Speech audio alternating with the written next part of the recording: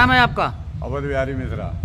मिश्रा जी, लोकसभा 2024 की दुगदुगी बच चुकी है। हाँ प्रत्याशी सब घर घर जाने लगे हैं। हाँ। इस वर्ष देश का ये चुनाव है, क्या स्थिति रहेगी? देश के चुनाव में क्या, ये तो हमने 2019 5 अगस्त को ही घोषणा कर दी थी।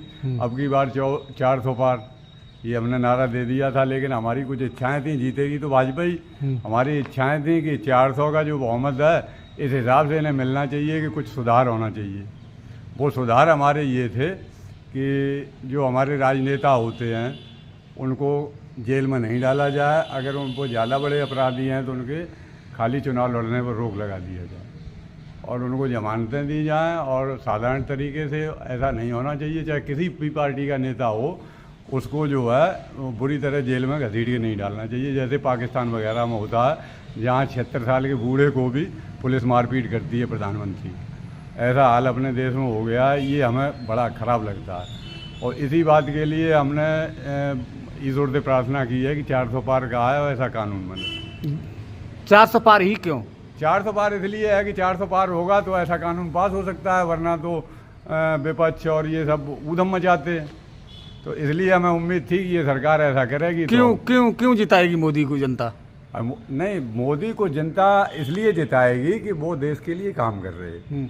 अच्छा, जो देश के लिए काम कर रहा है, राष्ट्र के लिए काम कर रहा है, धर्म के लिए काम कर रहा है, और उसके साथ जो है ईश्वर उसकी मदद करता है। महंगाई तो चरम सीमा पहुंच गई। महंगाई का कोई एक उद्देश्य होता है, महंगाई नारा नहीं होती है कि महंगाई का नारा लगाने लगो और महंगाई आ गई, क्योंकि अगर क्षेत्र में आप घूमेंगे तो कहीं भी महंगाई नहीं है। गैस कहाँ से कहाँ पहुँच गई, पेट्रोल कहाँ से कहाँ पहुँच गई, गैस का रेट कम है, कहाँ से कहाँ पहुँच गया। गैस का रेट कम है, गैस का रेट 1000 होना चाहिए, जो 650 हो गया वो कम हो गया है। क्योंकि जिस समय जो अपने आर्थिक स्थिति चल रही है उसमें गैस और डीजल के दाम, डीजल के तो दाम 150 रुपये होने चाहिए। क्यों? क्योंकि हमारे पड़ोसी से हमें कंपेयर करना चाहिए। हमारी अर्थव्यवस्था इससे कुंठित हो रही है।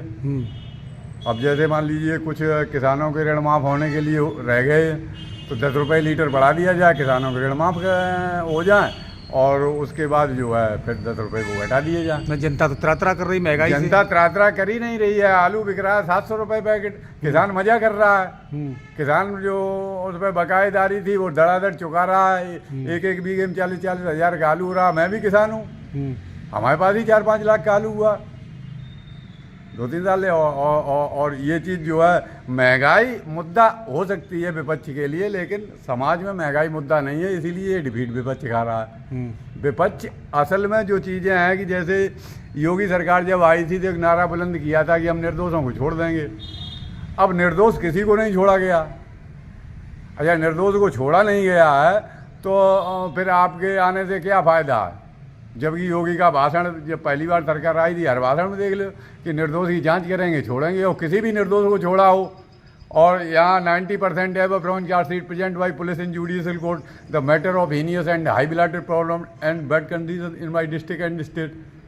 इस चीज़ को देखिए कि 90% से ऊपर पुलिस मुकदमे झूठे दर्ज कर रही है, और उसके बाद भी हमारा ग्राफ जो है न्याय देने के लिए शिथिलता बरतता, और वो जितना न्याय में जल्दी करेंगे उतना ही अन्याय होता।